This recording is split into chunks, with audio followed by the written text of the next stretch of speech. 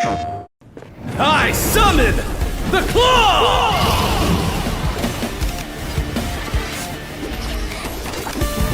Sebastian!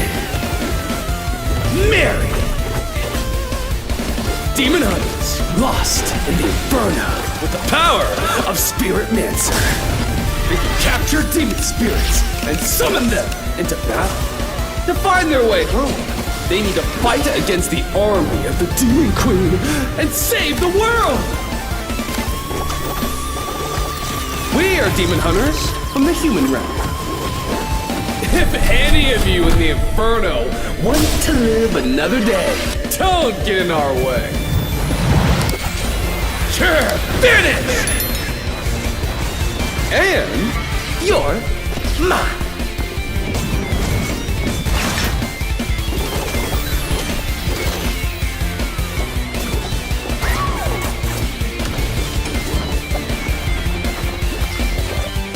We are the Demon Hunters!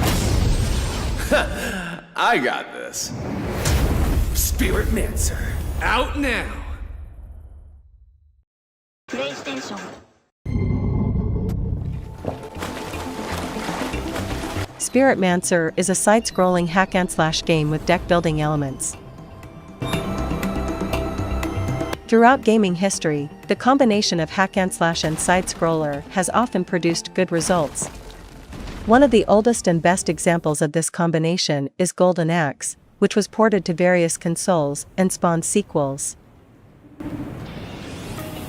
Of course, it's difficult to define this genre completely, and there are other side-scroller games that offer similar experiences to this genre.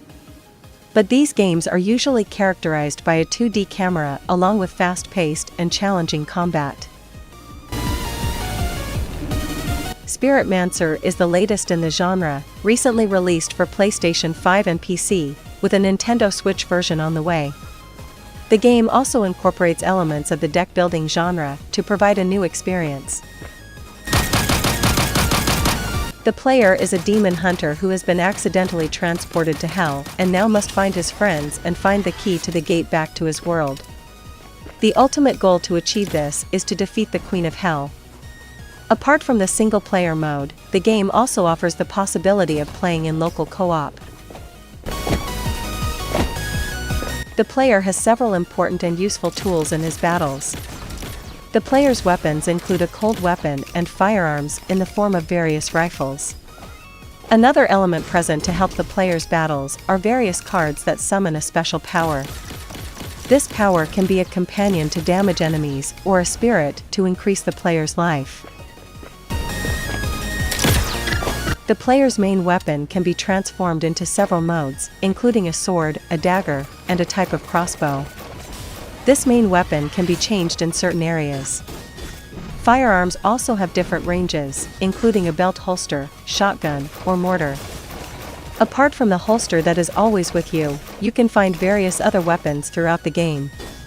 Of course, the number of bullets for each weapon other than your regular holster is limited, and you have to look for new weapons. Similar to deck-building games, the player can customize and carry their own cards. The ability to change these cards is also provided, which requires you to pay coins. One of the attractive features of the game is the ability to trap enemies. These enemies take the form of a card and then help you in battles. Each of these three combat elements deals a different form of damage to enemies. In addition to the health bar, there is another bar above the enemies' heads that, when destroyed, allows you to trap that enemy.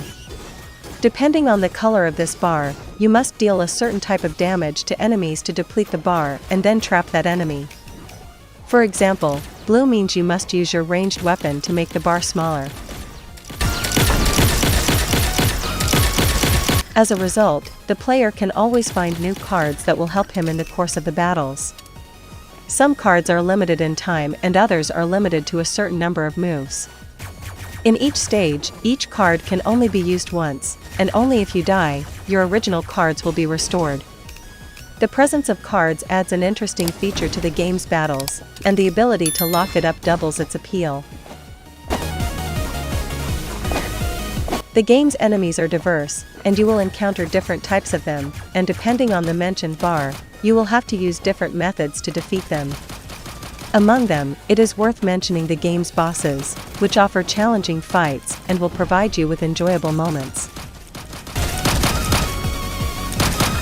One of the game's gameplay problems is that some stages are too long, and sometimes it seems like the development team just wanted to drag the game out.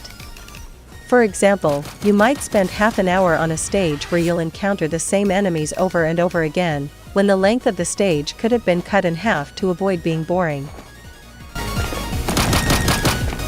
Spirit Mancer also has a good deal of time between stages, and it's not just about moving from one stage to the next.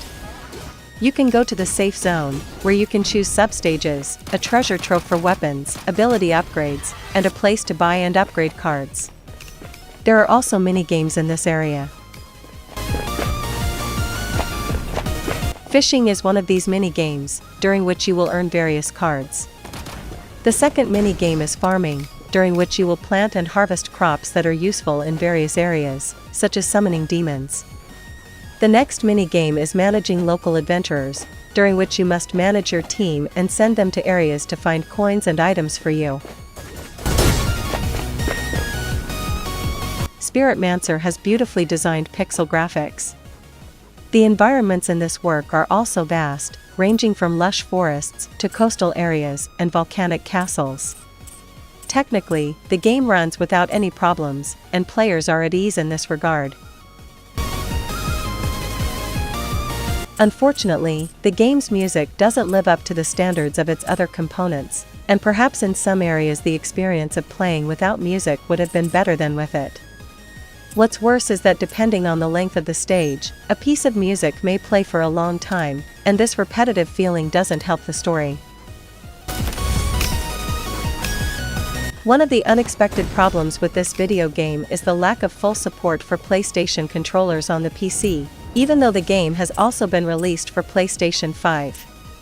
It would have been better if the development team had considered a solution for this, because, according to them, this game offers a better experience on a controller than on a keyboard. In conclusion, Spirit Mancer is one of the best indie experiences of the year.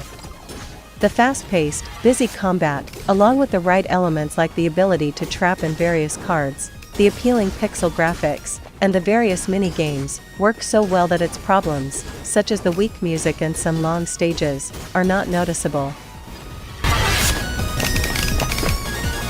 Spirit Mancer is a good mix of hack and slash, side-scroller, and deck building.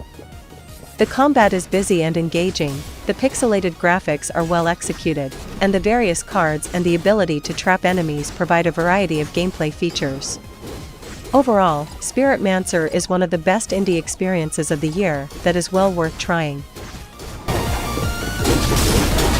Strengths: busy and engaging battles, challenging bosses, ability to trap enemies, different and lovely mini-games, useful and varied cards during battles. Weaknesses: not very pleasant music. Some stages are too long. Lack of full support for PlayStation controllers on PC.